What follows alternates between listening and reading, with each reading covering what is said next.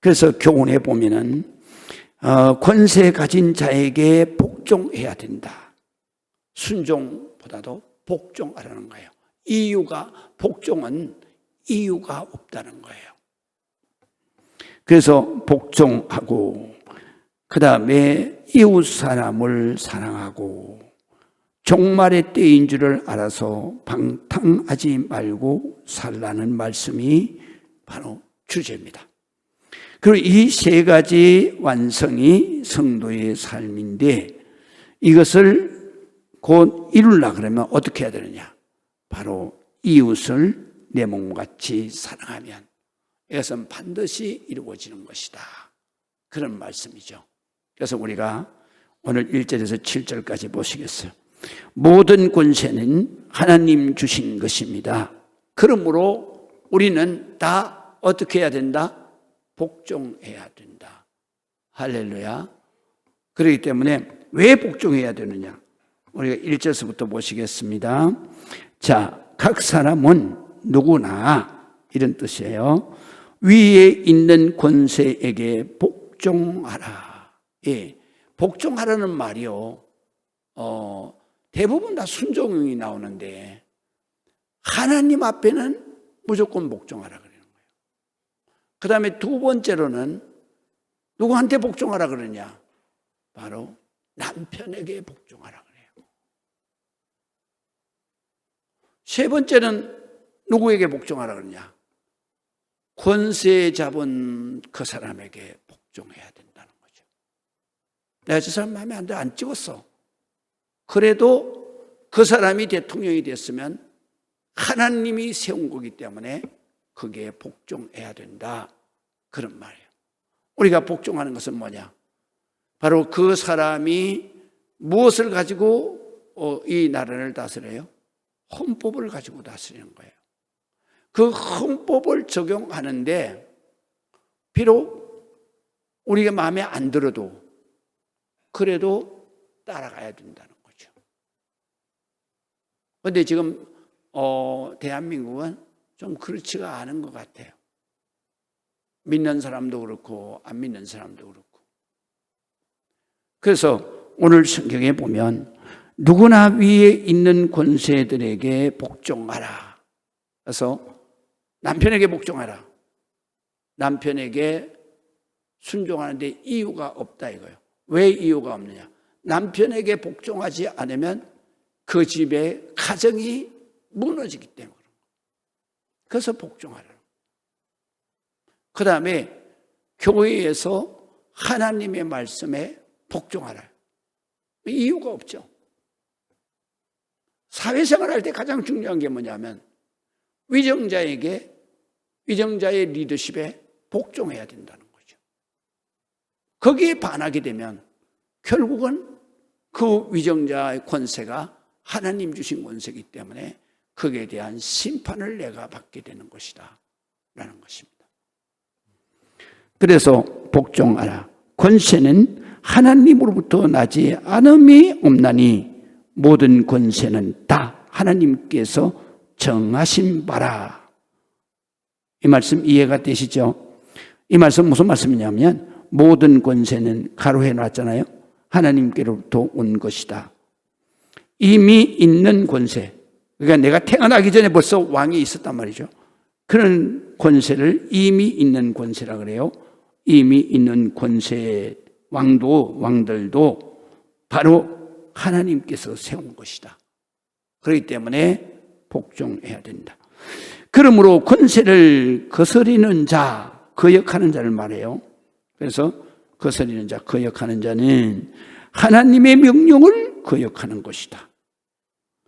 거역하는 자들은 심판을 자취하리라. 이 말은 굉장히 좀 스스로 취한다라는 뜻의 한문 용어예요. 그런데 우리가 번역을 하면 이제 이런 말이에요. 스스로 받게 될 것이다. 이런 말이에요. 그 다음에 3절 보겠습니다. 다스리는 자, 곧 왕이나 치안관, 대통령 이런 사람들을 말해요. 들은 선한 일을, 좋은 일에 대하여는 두려움이 없다. 두려움이 되지 않지만 다시 말하면 내가 좋은 일을 하고 사는데 위정자라고 해서 나를 터치할 수가 없는 거죠. 그렇기 때문에 어떤 위정자가 서든지 대통령이 되든지 아니면 시장이 되든지 도지사가 되든지 바로 그 사람에게 두려움을 느끼지 않고 살라 그러면 죄 안 지면 된다는 거예요.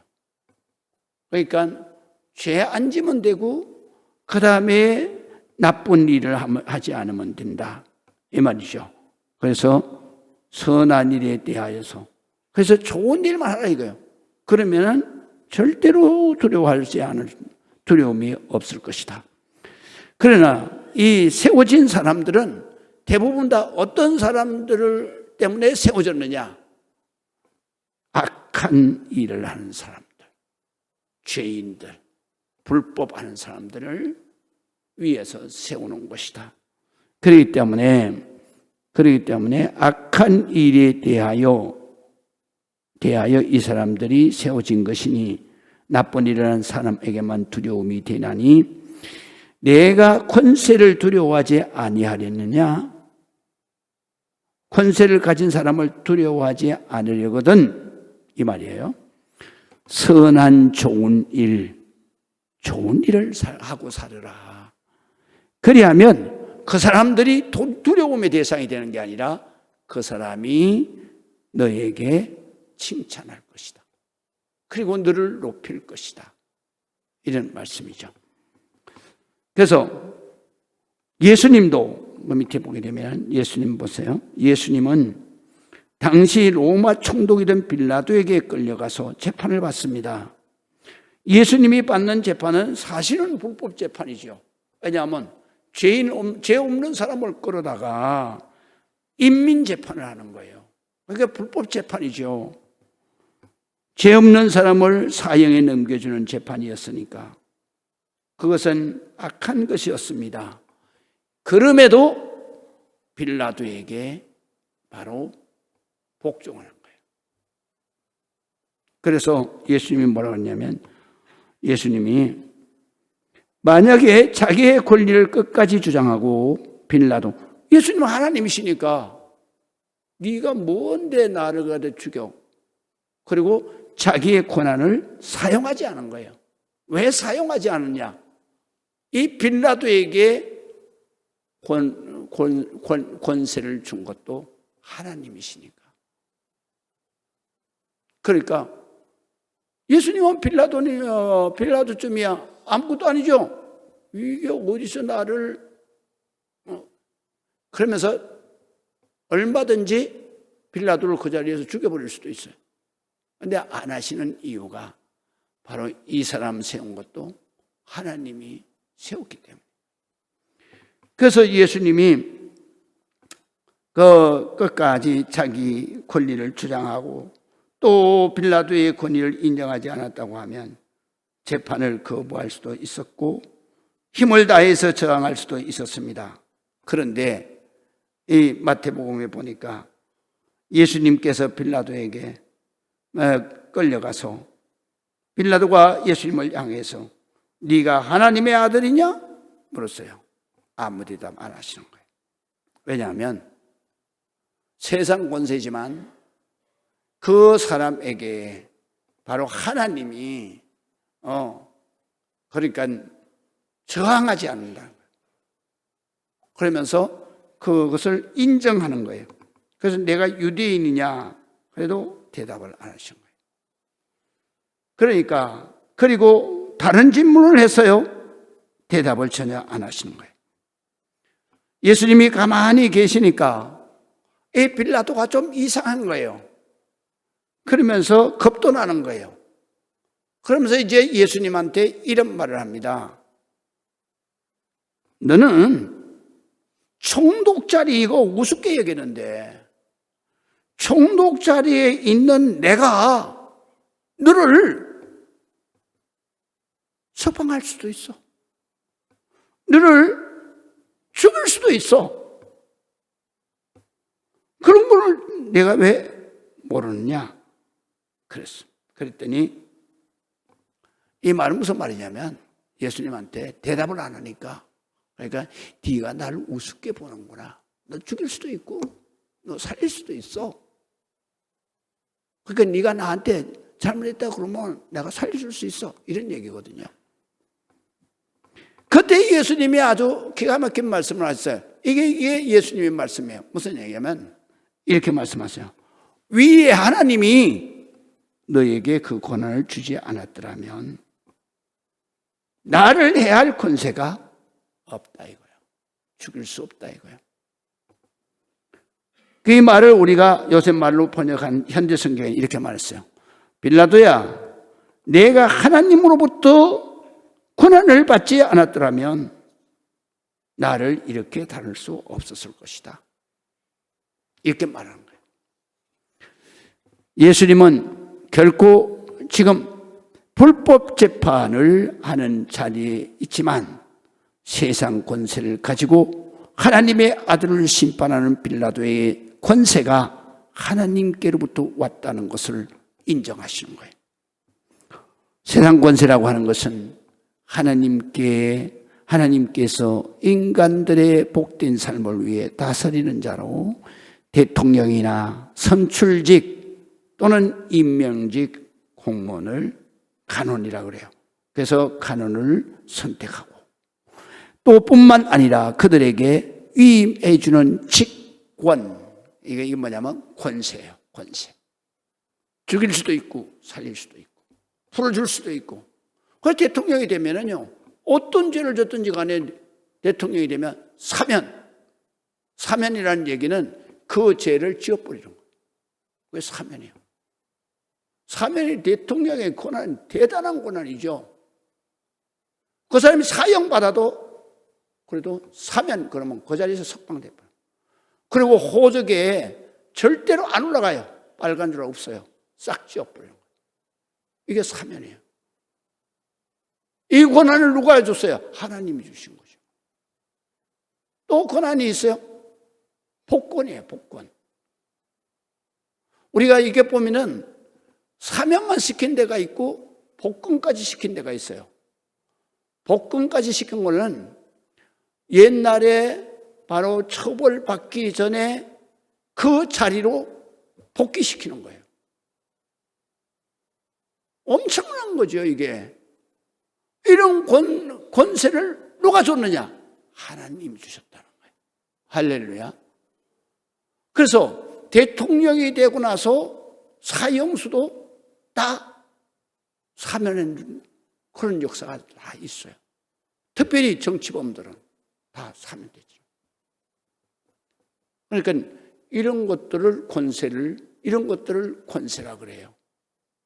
이런 것들을 자기가 갖느냐? 아니야. 하나님이 주신 거다.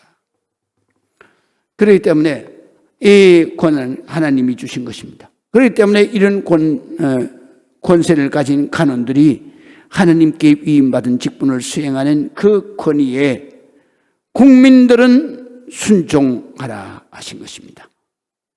국민이 뽑아 세운 지리자 공무원들에게 순종해야 합니다. 왜 순종해야 되냐면 이런 겁니다. 국가라는 것은 또 우리가 교회도 마찬가지지만 이스라엘 나라가 처음 세워질 때에 시내산에서 처음 세워졌어요. 그때에 모세를 하나님이 부르셨어요. 그래서 모세에게 가장 먼저 이스라엘 백성들을 국가를 세울 때 그때에 법이라는 것을 가르쳐줬어요. 그래서 그 법을 가지고 그 너희 백성들에게 설득을 시켜서 그래서 이 법의 동의를 받아내라는 거예요. 법이라고 하는 것은 계약이에요. 계약. 갑과 을이 계약하는 거예요. 그래서 성경을 율법이라 그러는 거예요. 그래서 신약 성경을, 구약 성경을 올드 테스트먼트, 그러니까 전에 이스라엘 백성들과 국가를 세우기 위해서 맺은 약속이에요. 계약서예요. 계약서.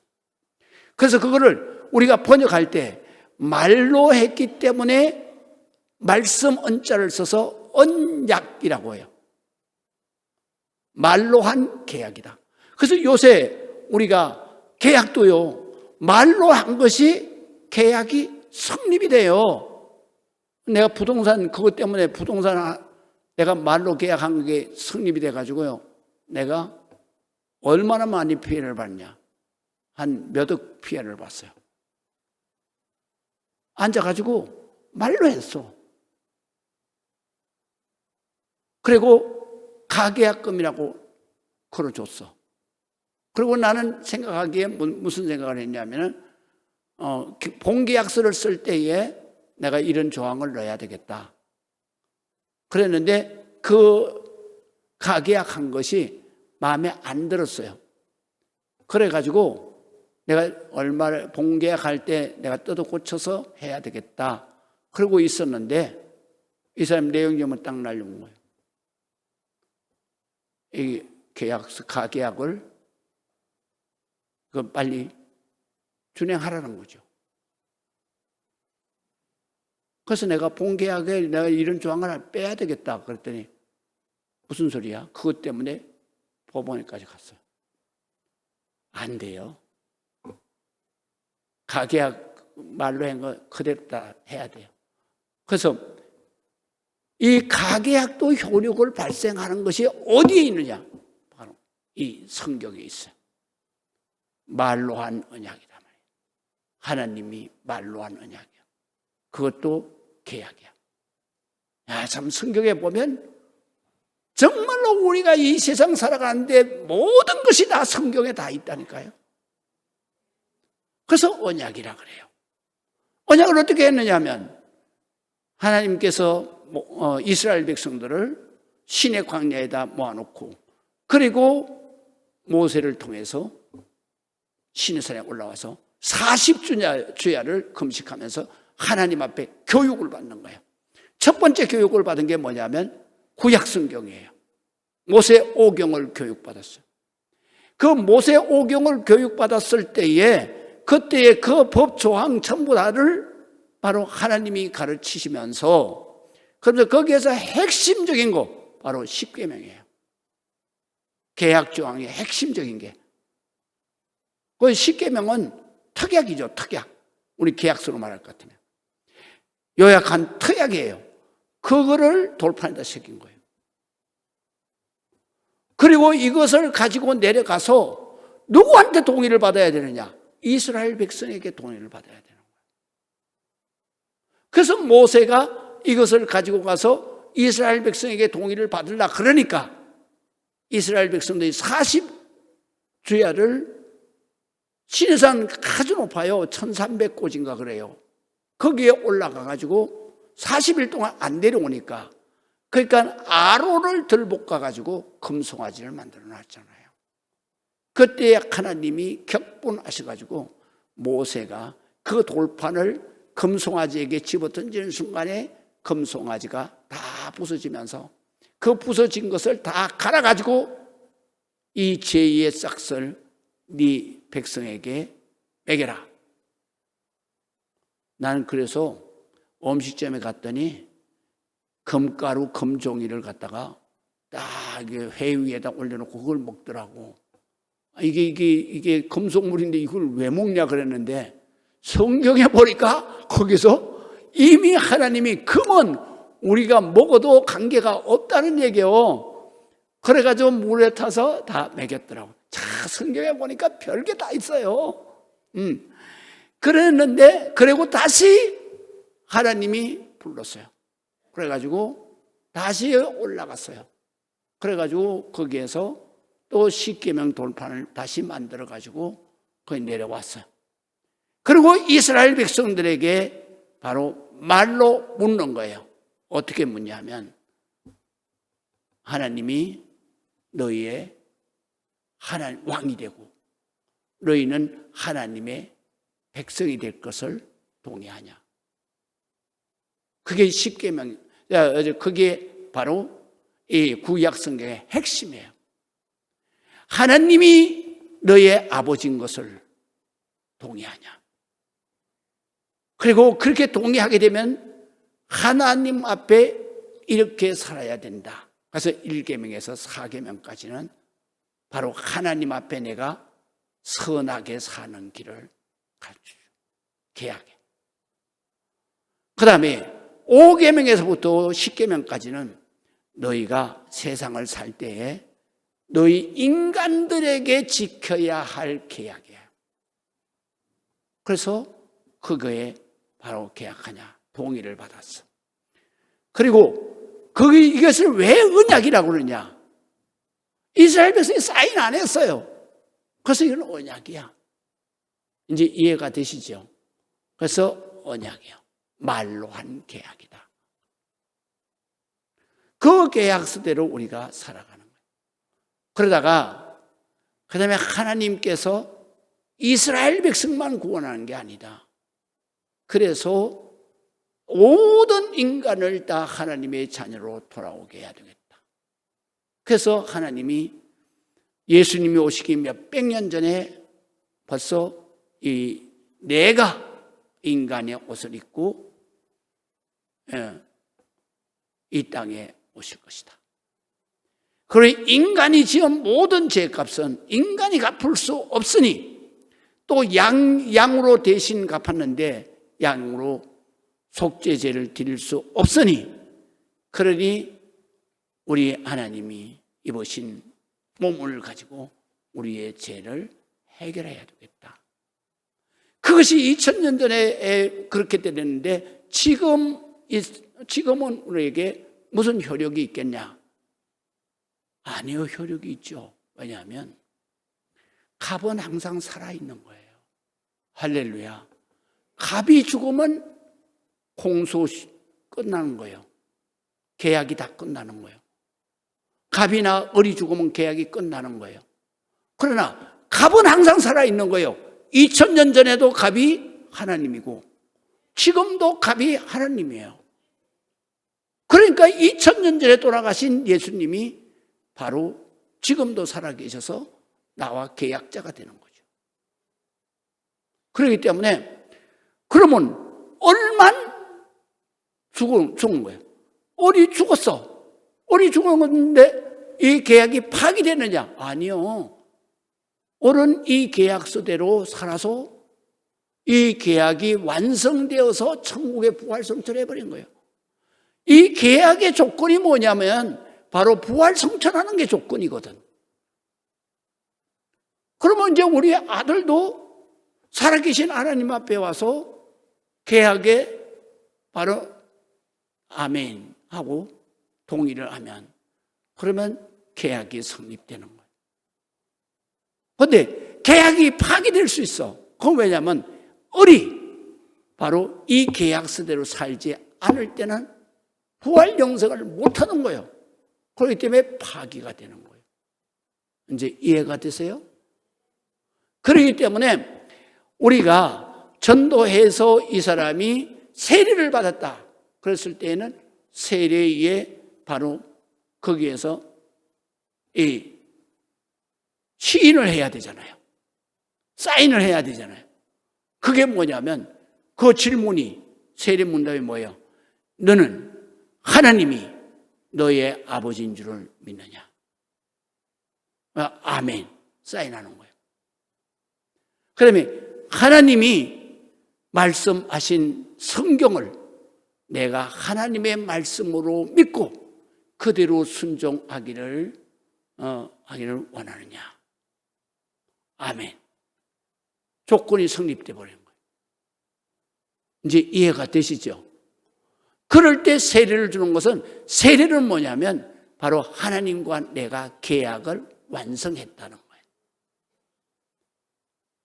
그리고 나서 내가 믿음으로 살면 너는 죽어도 살겠고 살아서 나를 믿는 자는 영원히 죽지 아니하리라.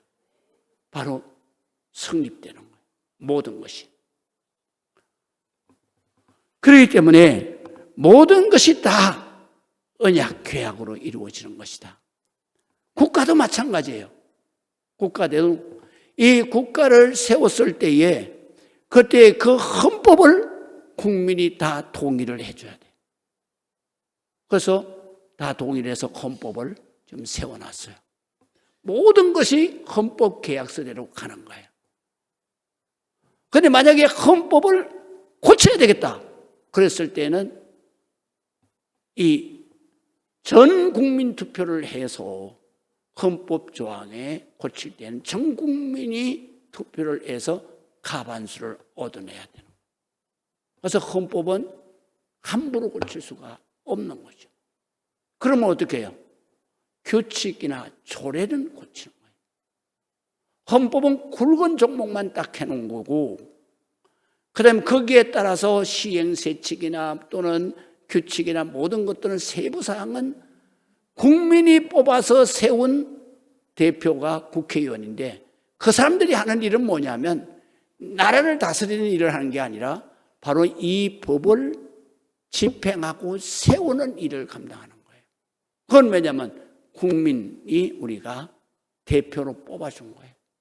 그래서 이 대표로 뽑아준 이 사람이 바로 그 일만 해야지 다른 일을 하게 되면 불법이 되는 거예요. 그래서 국회의원이 불법으로 형사하는 거예요. 그래서 직권 남용으로 형무소가는 거예요. 그렇기 때문에 우리가 나머지는 전부 다 이렇게 규칙이나 세칙이나 모든 그런 조례는 우리가 뽑아준 국회의원들이 우리를 대신해서 바로 이거를 고쳐주면, 그러면은 이걸 갖다가 대통령이 보기에 이건 헌법에 반하는 것 같아. 그래서 거부하는 거예요. 요새 뭐 대통령 거부 사건이 많잖아요. 거부하면은 그러면 아무리 국민의 대표가 세웠어도 바로 이걸 안 되는 거예요. 그러면 이걸 달라 그러면 어떻게 해야 되냐? 국회에서 다시 받아가지고 재결의를 해야 돼.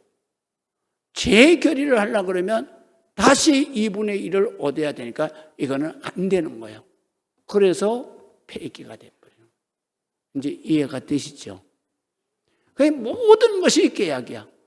그래서 우리가 대통령을 세울 때, 바로 대통령을 세울 때 우리가 내 마음에 안 들어도 국민의 과반수, 다수가 바로 찍었을 때는 되는 거예요. 근데 우리가 생각하기에 아이, 하나님도 저런 놈을 갖다 대통령을 세우냐 이렇게 생각을 하는데 절대로 아니에요. 오늘 성경에 보면 바로 대통령이나 도지사나 국회의원이나 선출직은 다 하나님이 세우는 거예요. 그걸 우리가 보면 미국의 대통령 역사라든가 한국의 대통령 역사를 보면 딱 나타나요. 자, 보세요. 이승만 대통령이 됐어요. 그때 표를 얼마나 얻었냐? 82%를 얻어서 대통령이 됐어요. 그래가지고 3선을 하니까, 그러니까 신익기 선생님이 반대하고 나왔어요. 그때에 이미 신익기 선생님이 이승만 대통령을 이길 수 있다 그랬어요. 그런데 이분이 호남에 유세를 가다가 호남 열차에서 심장마비로 돌아가셨어요. 그래서 유행가가 나온 거예요. 비 내리는 호남선에, 이게 신익기 그 선생님 노래야. 가서 죽었어. 그 다음에 야당에서 또 누가 나왔냐? 조병옥 박사가 나왔어요. 이분도 된다고 그랬어. 근데 선거 며칠 앞두고 암이 발생해가지고 미국 갔어요. 미국에서 돌아가셔서 오셨어요. 그래서 이승만 대통령이 무투표 당선됐어요. 그리고 4.16이 일어났어요. 그래서 장면 박사가 이제 소환이 됐어요. 그때는 내각제가 된 거예요. 그래서 소환이 됐는데, 그런데 대통령을 바로 박정희 대통령이 대통령 될 줄 누가 알았어요? 그때는 소장인데 소장. 되잖아요. 지금 윤석열 대통령이 대통령 될 줄 누가 알았냐고요. 일개 검사장인데 하나님이 하시는 거예요, 다. 하나님이 무엇을 통해서 하시느냐? 사람의 마음을 통해서 하시는 거예요. 그래서 세상 사람들이 말하잖아요. 민심이, 국민의 마음이 천심이다. 하나님의 마음이다 이거예요. 그렇기 때문에 하나님이 사람의 마음을 움직여서 심지어는 지방의회 의원까지도 하나님이 세우는 거예요. 자기 힘으로 되는 게 아니야. 하나님이 세운 권세이기 때문에 너희가 여기에 복종해야 된다라는 거예요. 이제 이해가 되시죠? 그래서 자, 두 번째, 국가 치안의 권세. 그래서 지금 내가 한 말 그대로 있어요. 그 통치자는 하나님의 사역자가 되어서 내게 선을 베푸는 것이니라. 통치자는 여러분 각자에게 유익을 주려고 일하는 하나님의 일꾼이다. 그러나 내가 불법 죄를 행하면 내가 하나님을 믿는 사람이라도 바로 저질렀을 때에는 네가 그 통치자에게 두려워해야 된다. 왜?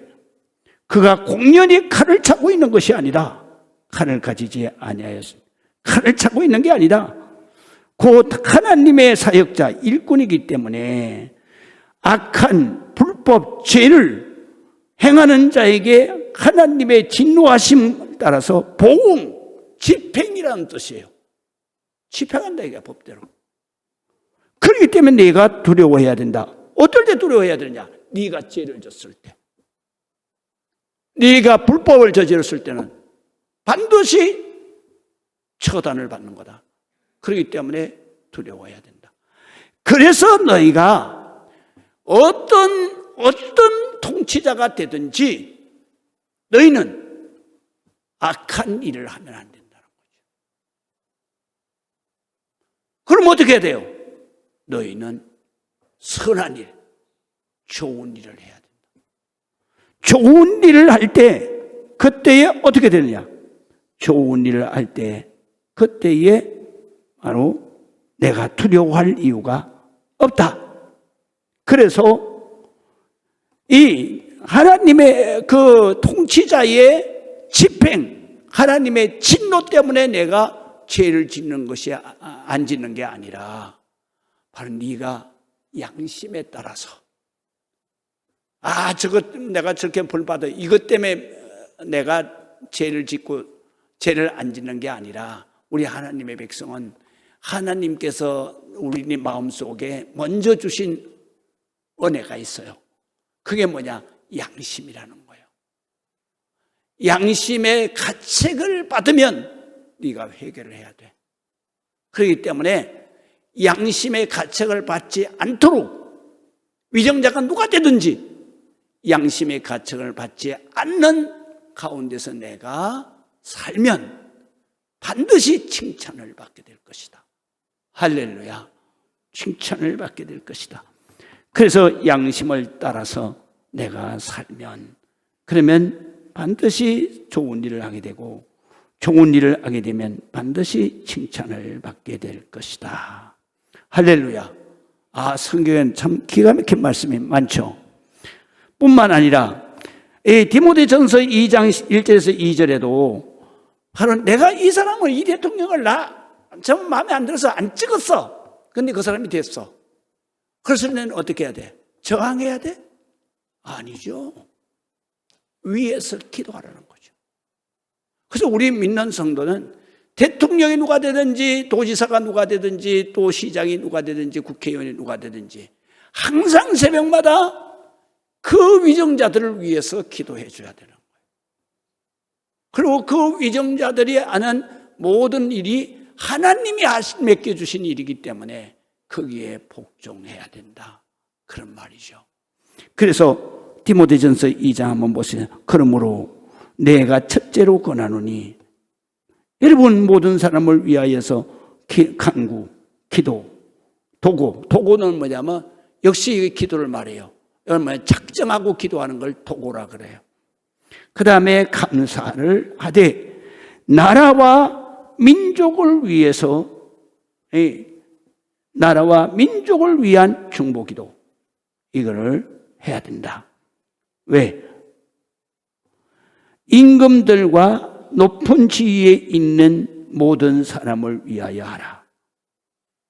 나라와 민족을 위해서 하고 그 다음에 위정자들을 위한 중보기도를 우리가 해야 된다. 이것이 바로 우리가 모든 경건과 단정함으로 고요하고 평안한 삶을 생활을 하려 합니다. 위정자가 똑바로 해야 이 나라를 바르게 잘 끌고 가요.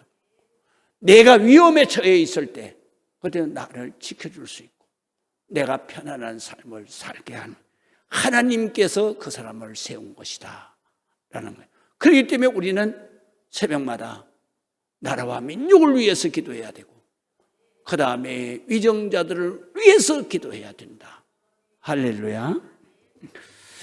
베드로전서 2장 13절도 마찬가지입니다.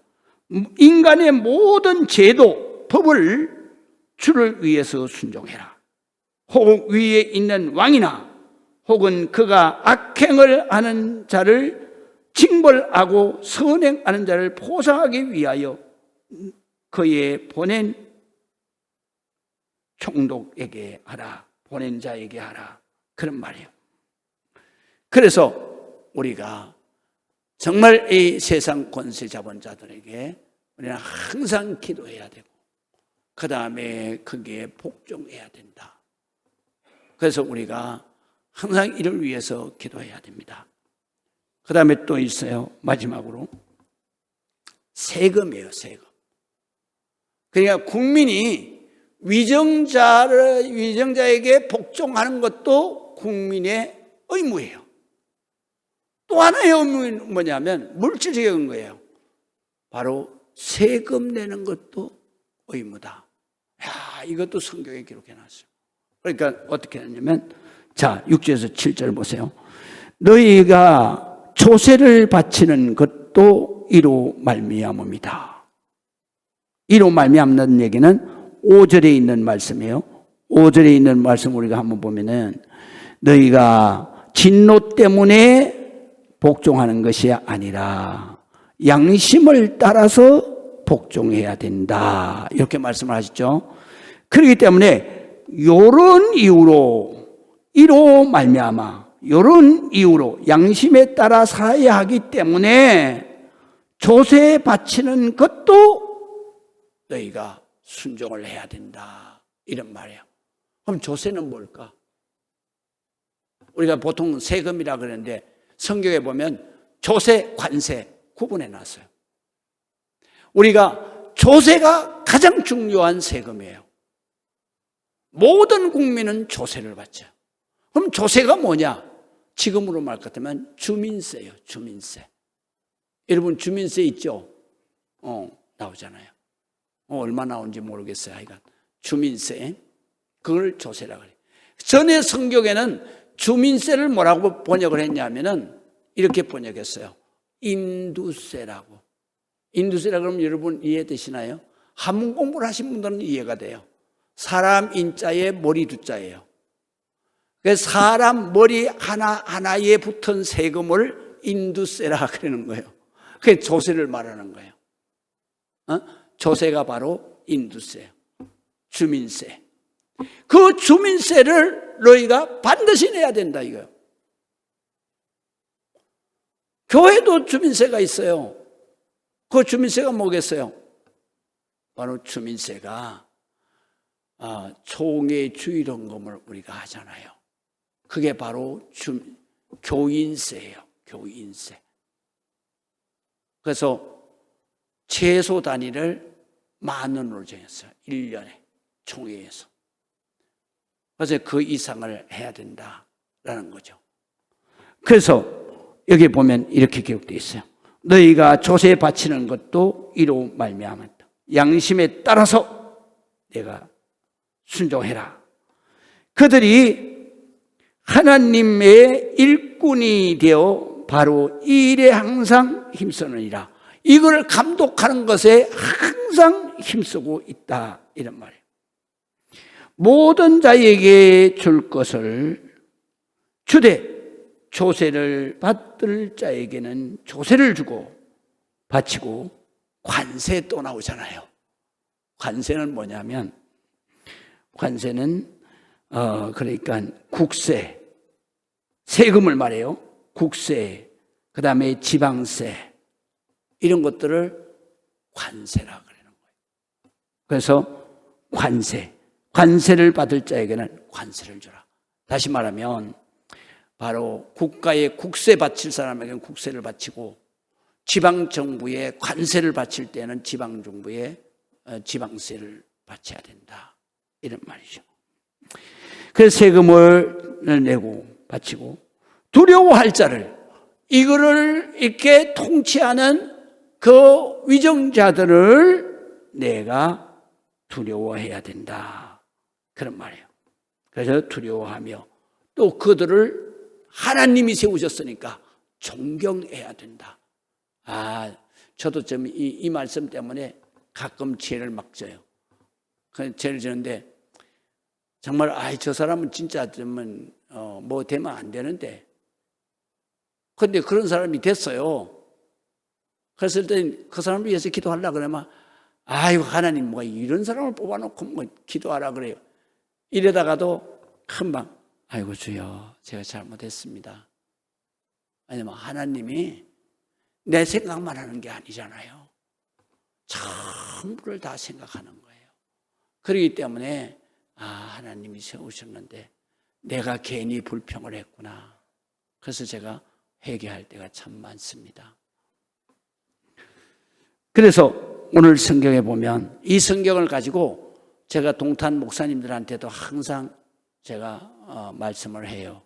왜냐하면 동탄 목사님들이 저한테 선거 때만 되면 누구를 뽑아야 돼요. 그리고 그러면 제가 이거를 드리는 거예요. 떨어질 사람만 뽑으면 안 되고 바로 하나님이 될 사람을 주셨잖냐. 그러니까 하나님 될 사람을 찍어야 된다. 그래야 목사님이 양심껏 살 수 있는 거다. 왜냐하면 교회는 성도들이 많기 때문에 민원이 생길 수가 있다. 그러면 시장이나 국회의원이나 찾아가서 이것 좀 해결해 달라고 부탁을 해야 되는데 내가 찍지도 안 하고 그리고 가서 부탁을 하면 그러면 양심의 가책을 받지 않냐. 그러니까 투표도 목사님 좋을 호불호로 하는 게 아니다. 우리 성도들을 생각하고 성도들의 민원을 생각하고 그리고 내가 양심껏 부탁할 수 있는 그런 될 사람을 찍어야 내가 추후로 살아가는데 양심에 부끄럽지 않게 살아가는 거다. 제가 늘 그렇게 선거 때만 되면 우리 동탄 목사님들하고 그런 얘기를 합니다. 그러니까 우리가 목사님들만 아니라 우리 성도들은 항상 이 말씀을 기억해야 돼요. 할렐루야. 그래서 예수님도 마태복음 22장 17절에서 이렇게 말씀하시는데요. 예수님을 모함하기 위해서 가이사에게 세금을 바치는 게 옳습니까? 바치지 않는 게 옳습니까? 바치는 것이 옳지 않습니까? 그렇게 물었어요. 그때 예수님께서 말씀하시는 거예요. 그거 돈 좀 가져와 봐라. 그래가지고 이 형상이 누구 거냐? 가이사의 것입니다. 이 글은 누구 글이냐? 가이사의 글입니다. 그러면 가이사의 것은 가이사에게 바치고 세금은 국세, 지방세, 조세, 관세 다 이거는 가이사에게 정한 대로 갖다 바쳐라. 그리고 하나님의 것이 뭐예요? 11조가 하나님의 것이라고 그랬잖아요. 그러니까 하나님의 것은 11조. 그 다음에 이 당시에는 성전세, 조세가 있었어요. 그러니까 조세는 주민세고 그 다음에 성도들이면 다 조세, 바쳐야 되고, 그 다음에 성전세를 바쳤어요. 왜냐면 성전을 건축해놓고 이거 계속 이거 수리하고 보존해야 되잖아요. 그러니까 성도들이 다 성전세를 다 바치는 거예요. 근데 우리 개신교회에 와서는 성전 건축 헌금만 받죠. 그런데 사실은 성전세를 하는 것이 좋다, 그런 얘기예요. 그래서 하나님께 바치리. 그들이 이 말씀을 듣고 놀랍게 여겨 예수를 떠나갔다, 그랬습니다. 여러분, 우리가 이 땅 위에서 살할 때 세금 내는 거를 아까워하면 안 돼요. 왜냐하면 오늘 성경에 기록한 대로 이 세금은 바로 우리를 편안하게, 그리고 우리가 노후가 됐을 때에 바로 힘들지 않게 살아가도록 하기 위해서 이거를 내는 거예요. 그래서 미국은 조세제도가 아주 잘 돼 있어요. 왜냐하면 미국 국민들은 절대로 세금 내는 거를 힘들어하지 않아요. 왜냐하면 세금을 내야, 그래야 의료보험에 들어갈 수가 있어요. 의료보험에 들어가서 의료보험료를 90%를 감면받아요. 그래서 세금을 당장 내야지. 또 두 번째는 미국에는 노후복지시설이 얼마나 잘 돼 있냐면 시스템이 세금만 내면 개별적으로 노후 대책을 안 세워도 돼요.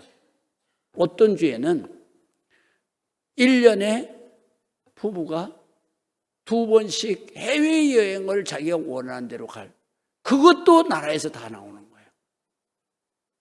그러니까 젊었을 때에 부지런히 일해서 돈을 많이 세금을 냈으니 내가 나이가 들어서는 너희가 이걸 가지고 편안하게 안락하게 살아라. 그래서 미국에는 내가 노후 대책하려고 애쓰지 않고 바로 세금을 열심히 내는 거예요. 그래서 미국에는 가장 무서운 형벌이 뭐냐? 바로 세금 포탈자에게 가장 무서운 형벌을 내려요. 그렇기 때문에 검사나 이 경찰이 체포권을 가지고 있어요. 그런데 또 가지고 있는 데가 있어요. 뭐냐면 세무사들이 현장 체포할 수 있어요. 그건 누구든지 다 체포할 수 있어요. 국회의원도 다 체포할 수 있어요. 왜? 이 세금을 탈세하면 국민의 돈을 도둑질했다는 거죠. 그래서 이 탈세범들 중에서 가장 무서운 형벌은 무기징역이에요. 우리나라는 지금 경제사범의 조치가 너무 약해요. 그러니까 탈세하는 사람이 무지하게 많죠. 그것뿐만 아니라 바로 돈을 자기 마음대로 그렇게 또 경제사범들이 무지하게 많잖아요. 미국에는 아주 엄합니다. 그러나 우리나라도 빨리 이 경제사범에 대한 그런 조치를 엄격하게 해서 그 대신에 바로 우리 국민은 노후에 우리가 준비하는 게 아니라 나라에서 다 준비하도록 그런 제도가 빨리 이루어져야 된다. 그 제도의 가장 시급한 건 뭐냐? 연금 제도를 빨리 그거를 고쳐야 된다. 기도하시겠습니다.